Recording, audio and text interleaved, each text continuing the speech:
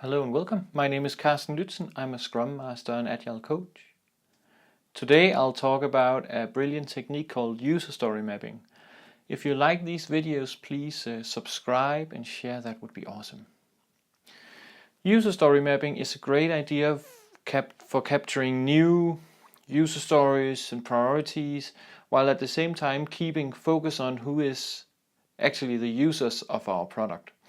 It's also a nice tool that we can then use for doing simple release planning, figure out what is version 0.001 or the MVP or whatever we call it.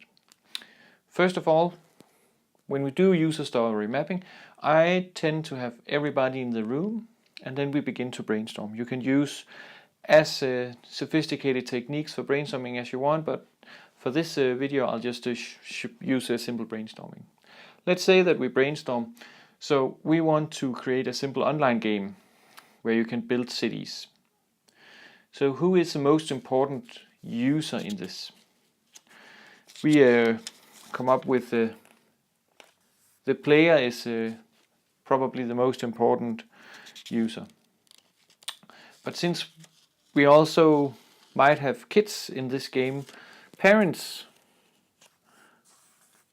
might also be something that comes up in our brainstorm. But we also need someone to actually help the in-game people. So we probably need some supporters. And if everything goes awfully wrong, then maybe some admins that can do things behind the scene, right? So let's then start to dive into these different users. What is it that the player really wants to achieve in this? Okay, so he would probably like to be able to start a game. And then we just continue to brainstorm. He would also like to be able to build a shop, build a house, build a market, and so on. So we just add everything we can for this user. And then we can start to prioritize it for this user. It might be more important for the user to be able to build a house instead of a shop, because if you don't have houses, then nobody can stay in the city, for instance. And then we continue to do that with the other users as well. Again, we brainstorm centered around the users. This can also be split into groups of participants. And then when we have brainstormed for all these users, we can also look at the priorities, right? It might be that we figure out that the admin is more important maybe than the supporter, or that this ordering is not what we actually need, and so on.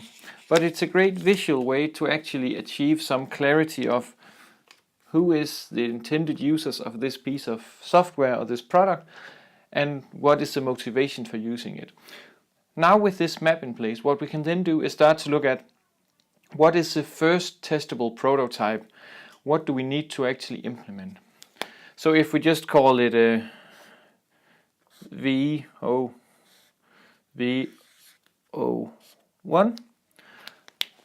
then we can start to look at the stories. So in order to have a version 01, we probably need to at least to be able to start a game and add an account.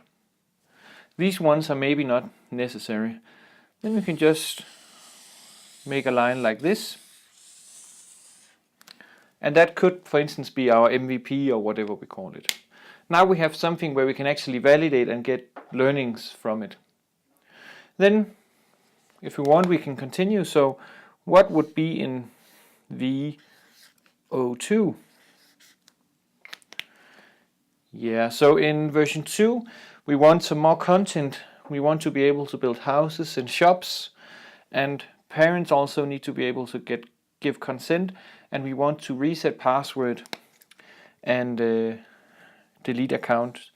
Then we just again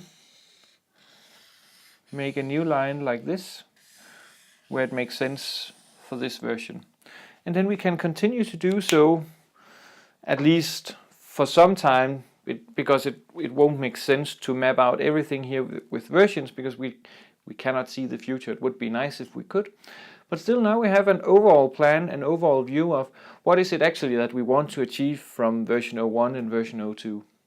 Everybody can align around this, and then we can start to figure out, okay, so how many sprints or iterations or whatever we use will it take to make version 01? This isn't necessarily a sprint, right? It can be several sprints depending on the size of MVP, but again, keep it as small as possible. This is one way of doing user story mapping. Please let me know what are your reflection and comments to using a tool like this. And comments, ideas, questions are more than welcome. Have a nice day.